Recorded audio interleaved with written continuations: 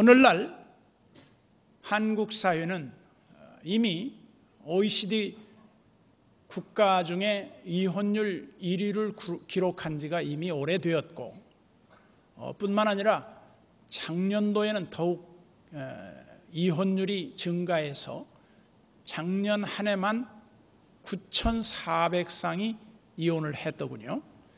그래서 통계청 발표가 우리들에게 무엇을 시사해주고 있는가? 이 시대가 매우 참을성이 부족하다, 사랑이 부족하다, 삶의 의미를 모르고 사는 것 같다, 그런 해답을 우리가 얻게 됩니다. 저는 오늘 본문을 그냥 넘어갈까 그런 마음도 없지 않았어요. 왜냐하면 하도 민감한 문제고 우리 교인 당사자들도 꽤 많이 이 문제와 무관하지 않을 텐데, 제가 이런 말을 해서 혹시 성도들이 상처를 받지는 않을까, 그런 마음이 제 마음을 조금은 무겁게 만들었습니다. 그러나 예수님의 이 갈릴리 사역을 1차 사역이라고 한다면 2차 사역은 예루살렘 사역, 즉 고난의 사역이 시작되는데, 그 고난의 사역의 첫 그 화두가 뭐였냐면 바리새인들이 예수님 앞에 와서 질문한 내용이었습니다. 그것이 바로 오늘 본문에 해당되는 모세의 율법은 아내에게 이혼 증서를 써주면서 이혼할 수 있다고 돼 있는데 예수님은 어떻게 생각하십니까? 이 질문으로 이 2기 사역이 시작되고 있습니다. 그래서 우리는 오늘날 주님이 가르쳐 주시는 말씀의 의미를 우리가 깊이 되새겨야 할 그런 처지에 있다. 그 이유 중에 하나가 뭐냐? 오늘 말씀을 한번 먼저 본문을 읽도록 하겠습니다. 3절에 보면 바리새인들이 예수께 나와 그를 시험하여 이르되 사람이 어떤 이유가 있으면 그 아내를 버리는 것이 옳으니까. 다분히 지금 바리새인들과 예수님의 이 질문과 답변의 그 직전에 그 상황은 매우 긴장 관계입니다. 그 이유 중에 하나가 뭐냐? 여기 당시에 예수님이 사역하실 때 두 학파가 있었다고 그래요. 밀린 학파와 샴마이 학파라고 하는 두 학파가 이혼에 대해서 한쪽에서는 이혼이 정당하다 이렇게 보는 학파가 있었고, 한쪽에서는 하나님이 짝지어 주신 것을 어떻게 나눌 수 없다 하는 이혼 반대파들이 대립하고 있었다는 겁니다. 그런데 이때 당시에 바리새인들은 이혼에 합당한 근거가 있다면 이혼해도 된다고 하는 그런 측면으로 받아들였습니다. 그런데 예수님에게 이 질문을 하면서 뭐라고 붙어 있냐면 오늘 3절에 그를 시험하여 이르되 그랬어요. 시험했다. 그 말은 주님을 어떻게 답하는가를 보고 그 답을 통해서 예수님을 공격할 빌미를 찾고 있었다 그겁니다. 그러면 그 공격의 빌미를 찾으려고 했던 핵심이 뭐냐? 예수님이 이혼을 정당화하면 당신의 가르침과 다른 사랑의 실천자로서의 그런 모습을 결여됐다고 할 것이고, 이혼을 이혼을 반대하면 왜 모세의 율법을 반대하냐고 오히려 예수님을 공격할 준비가 된 상태에서 질문을 던진 거라고 말해요. 그러면 이 질문 앞에 예수님은 조금은 궁색해진 답변에 놓여진 것처럼 보여집니다. 그런데 어떤 이유로든지 이혼이 정당화될 수 있느냐, 이에 대한 성경의 해답은 이혼이 성립돼서는 안 된다. 그게 성경의 답이에요. 그러면 왜 이혼 증서를 써주고 왜 이혼을 합니까? 그것은 사람이 악해졌기 때문이다. 이 사람의 죄악이 들어와서 사람의 관계를 깨뜨리고 있다. 저는 결혼식 주례를 하면서 강조했던 말 가운데 하나가 뭐냐면, 행복이라고 하는 이 축복의 열매는 그냥 주어지는 것이 아니라 노력으로 얻는 것이다. 그 노력으로 얻는 것 중에 제일 중요한 게 뭐냐? 사랑의 정의다.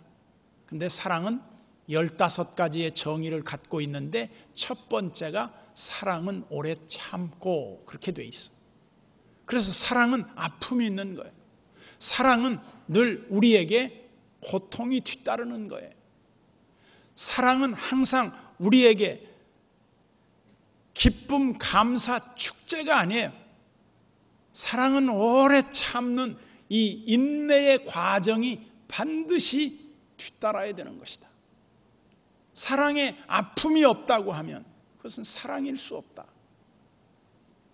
또한 그 사랑의 마지막 정의는 모든 것을 견디느니라, 이렇게 결론을 짓고 있습니다. 그러면 사랑은 시작은 모든 것을 참음으로 시작이 되고, 그리고 사랑의 완성은 모든 것을 견디는 것으로 완성된다. 그렇다면 오늘날 쉽게 사람들이 헤어지는 이러한 행태는 주님의 의도와는 조금 다른 것이다. 그렇다면 오늘 주님은 우리에게 무엇을 이 본문에서 말씀하고 싶어 하셨을까? 하나님은 본래 사람을 남자와 여자로 아름답게 지으셨지만 그 아름다운 틈에 뭐가 끼어들었느냐? 죄가 끼어들었다. 우리가 원하지 않지만 죄라고 하는 것은 우리 인간관계를 파괴하고 갈라놓습니다. 저는 그 전에 유럽 여행을 할 때인가 봤는데, 오벨리스크라고 하는 그 돌 사각형으로 뾰족한 기둥을 세워놓는 걸 몇 군데에서 봤습니다. 로마의 광장에서도 한번 본 것 같고, 저 워싱턴 광장에서도 한번 본 것 같습니다. 그리고 그것이 큰 도시의 상징물처럼 그렇게 세워져 있는 걸 봤습니다. 그 돌은 하나의 통기둥입니다. 몇 개를 이어서 붙인 기둥을 제가 보지 못한 것 같아요. 그래서 어딘가 그 돌 뜨는 현장에 가보니까 그 오벨리스크를 만들기 위해서 돌을 뜨는데 어떻게 만드는가 봤더니 거대한 바위를 금을 그어가지고 거기에 드문드문 아주 작은 구멍을 파더군요. 그리고 그 사이에다가 나무를 이렇게 끼워 넣어요. 그리고 거기다 물을 부으면요, 이게 그 거대한 돌이 갈라져요. 저는 마치 사랑의 굳은 약속도 죄라고 하는 그 작은 틈이 생겨서 물이 들어오면 이게 불어가지고 이게 금이 가는 것처럼 우리 인간관계는 뜻하지 않는 어떤 작은 요인이 우리 인간을 파괴시켜버린다. 지나고 보면 너무나도 아무것도 아닌 거예요. 남들이 들어보면 애게 그런 거 갖고 그랬어? 할 정도로 매우 시시한 것들이에요. 이런 것들이 우리 인간관계를 깨트리는 원인이 된다는 겁니다. 여러분들이 아마 이렇게 생각하면 더 쉬울 거예요. 우리가 다시 시작한다면 아마 이런 실수는 하지 않을 거야. 대부분 인생은 한 번밖에 기회가 주어지지 않기 때문에 어쩔 수 없는 것입니다만은, 우리 주님의 가르침을 통해서 우리가 얻어야 할 해답은 뭐예요? 아름다운 것을 파괴하는 세력이 우리 말고 다른 세력이 우리 사이에 끼어있다는 사실을 인지해야 됩니다. 그러면서 5절에 보면 이렇게 말합니다. 사람이 그 부모를 떠나서 아내에게 합하여 그 둘이 한 몸이 될지니라. 여기에 한 몸이 된다. 부부의 관계는 부자 간의 관계보다도 훨씬 더 긴밀한 것을 말하고 있습니다. 그래서 히브리 사고에 몸이라고 하는 것은 단지 이 육체만을 의미하지 않는다고 합니다. 그래서 한 몸이 될지니라 하는 이 말에는 나뉘어질 수 없는 한 인격체로 하나님이 맺어주셨다. 부부는 서로 자기 몸의 일부로 부부간을 서로 받아들여야 한다. 아내는 남편을, 남편은 아내를 사랑해야 한다. 이 가르침을 주님이 전제하고 있는 겁니다. 이것은 앞으로도 바뀌어지지 않습니다.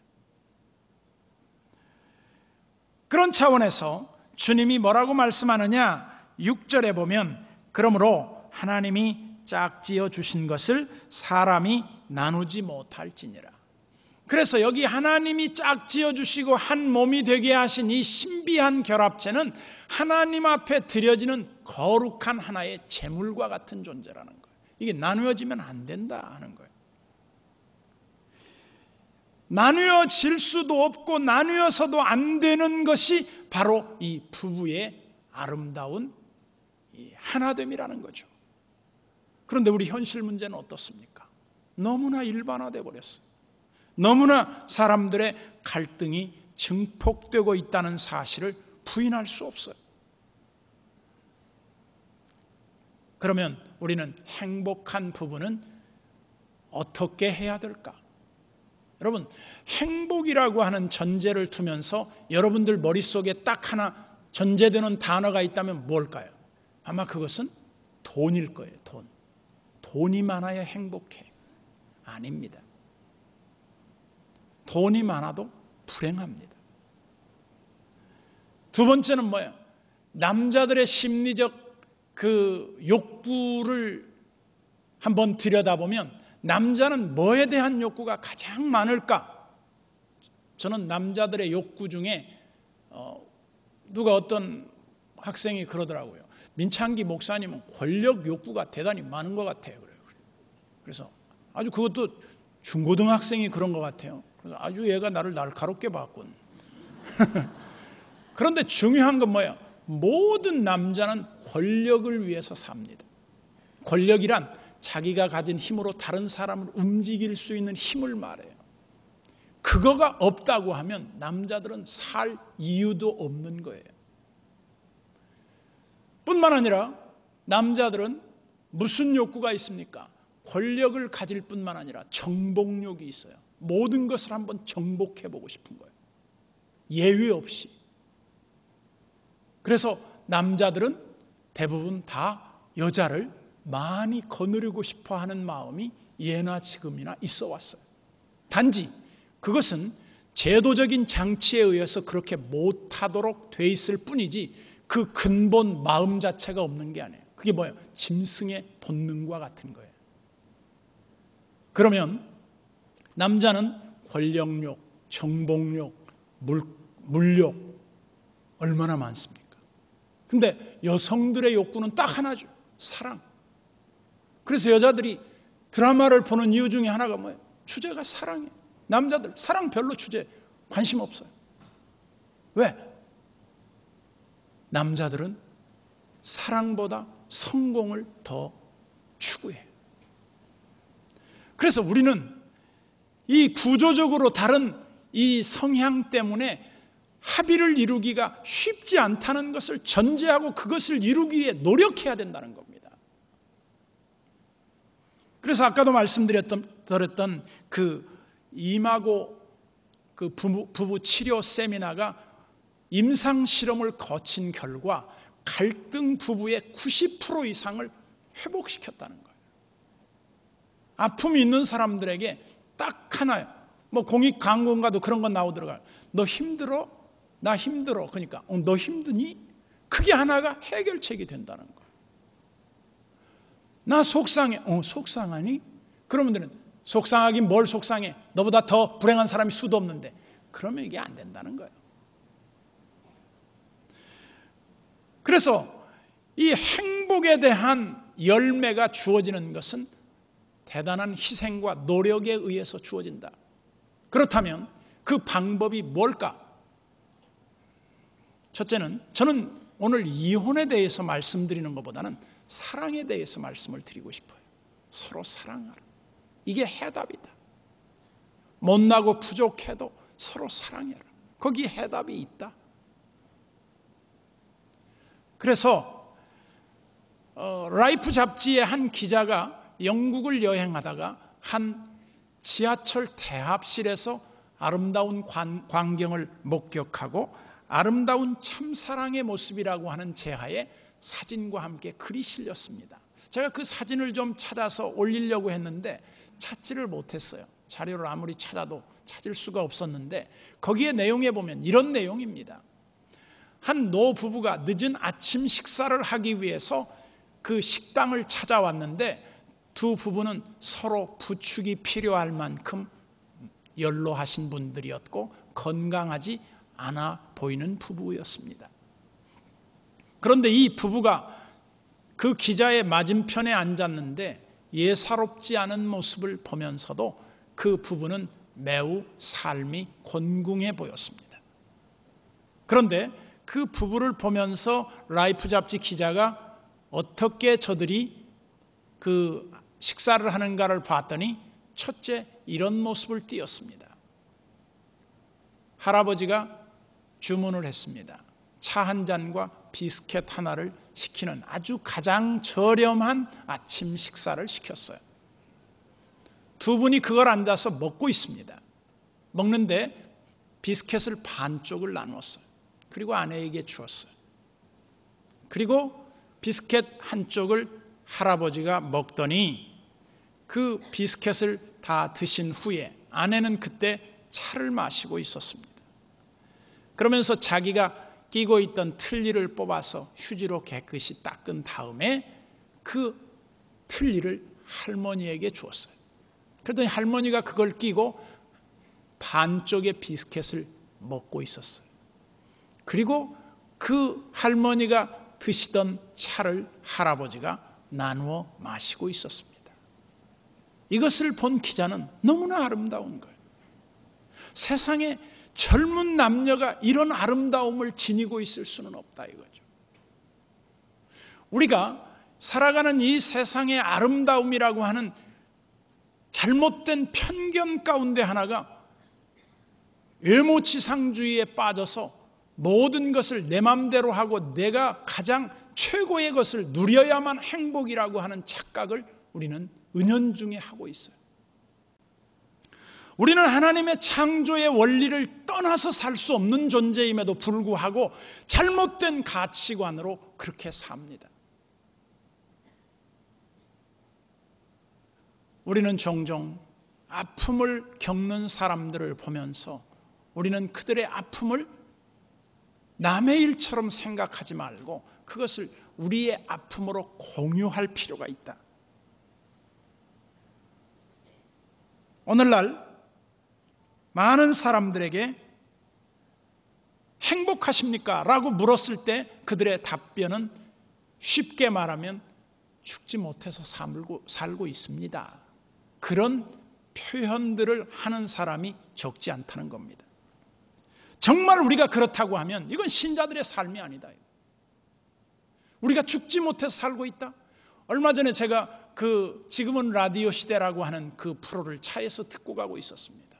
그랬더니 남녀 간의 행복에 대한 무슨 주제로 이 얘기를 나눴던 것으로 기억이 되는데 그때 어떤 분이 문자로 이런 문자가 나왔어요. 우린 결혼해서 10년 지났는데 행복합니다. 그러니까 조영남, 최유라 씨가 웃었어요. 뭘 모른다 이거죠. 그러면 우리 결혼 30년 넘었어요. 행복합니다. 비웃음이 됩니까? 그럴 수 없는 겁니다. 사람은 자기의 생각이 다 옳은 게 아니에요. 하나님 안에서 우리 그리스도인의 참 삶의 의미는 뭐냐면 하나님이 주신 은혜에 대한 감사와 만족이에요. 인간을 가장 불행하게 하는 게 무엇인가? 욕심이에요. 그래서 우리는 흔히 이렇게 말합니다. 불만이 많은 사람에게 당신 욕심을 먼저 비우세요. 욕심을 버리지 않고서는 결코 우리는 행복의 문에 들어갈 수가 없습니다. 그래서 우리는 끊임없이 잘못된 가치관에 물들여져서 그것이 행복인 줄 알고 속고 살 때가 많지만 잘못된 접근이라는 것입니다. 끝으로 8, 9절을 봅시다.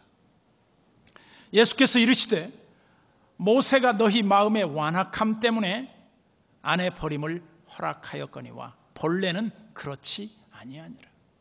모세가 이혼 증서를 써주고 이혼을 합법화한 것처럼, 혹은 모세가 이혼을 주장한 사람처럼 보여지지만 너희들의 죄 때문이지 그것은 모세의 권고사항은 아니라는 겁니다. 그러면서 9절에 내가 너희에게 말하노니 누구든지 음행한 이유 없이 이 위에 아내를 버리고 다른 데 장가드는 자는 간음합니다. 조금 남성적인 측면의 사회 속에서 일어나는 한 단면을 지금 지적하고 있습니다. 왜? 그때 당시에 여성들에게는 경제권이 없었기 때문이죠. 그러나 오늘날 여성들이 경제권이 많아졌습니다. 그러면 그것 때문에 우리가 스스로 행복을 파기하는 그런 것으로 갈 수 있는 소지가 매우 높은 시대에 우리가 살고 있다는 거죠. 그렇다면 오늘날 우리 그리스도인들은 어떻게 살아야 하는가? 아까도 전제했습니다만 그리스도인들은 하나님이 우리에게 주신 이 한 가정을 소중히 여기며 지켜나가는 것은 사명이며 그것은 하나님의 뜻입니다. 그 여러 가지 어려움과 불만을 쉽게 그것을 해결하려고 하지 말고 오래 참고 견디면서 그것을 받아들이다 보면 언젠가는 좋은 날이 올 때가 있을 겁니다. 제가 전에도 예를 하나 들었습니다만 우리 교회 어떤 성도가 저에게 질문을 했어요. 목사님, 남편하고 결혼을 했는데 너무 안 맞아서 못 살겠어요. 그래서 우리 헤어지고 싶어요. 그래서 얼마 됐어? 그랬더니 한 몇 년 됐어요. 야, 10년도 안 살아보고 무슨 그런 말을 하냐? 10년 살아보고 얘기해. 그랬더니 10년이 지난 어느 날 저에게 또다시 질문을 했어요. 목사님, 10년 넘었는데 똑같아요. 헤어져야 되겠어요? 야, 자식들 보고 참고 살아. 억울할지 모르겠지만 우리가 살아가는 이 세상의 현실이라고 하는 것은 어떤 측면에서 보면 내 뜻대로 되는 거 아닙니다. 그러나 결론이 났어요. 그것은 뭐냐? 하나님이 우리에게 모든 여건과 상황을 주신 것은 하나님이 우리로 하여금 그것을 잘 극복하고 이겨나가면서 그것을 아름답게 만들도록 우리를 이 땅에 두신 것이지 모든 것이 완성된 곳에 우리를 세워두신 것이 아니다. 그것이 바로 인생을 아름답게 만드는 것이라는 겁니다. 오늘도 우리는 좋은 인간관계란 부부관계뿐만이 아니죠. 상대방에 대해서 서로 마음을 깊이 이해하기, 그리고 상대방을 인정해 주기, 거기다가 상대방의 아픈 곳 건드리지 않기, 그리고 끝으로는 그 사람의 아픔을 공감하기. 이것만 여러분들이 잘 한다고 하면 저는 분명히 어려움을 다 극복하고 여러분들이 충분히 화합할 수 있을 것이다. 그래도 안 되면은 여러분들이 그 해법은 하나님 앞에서 얻을 수 있기를 바랍니다.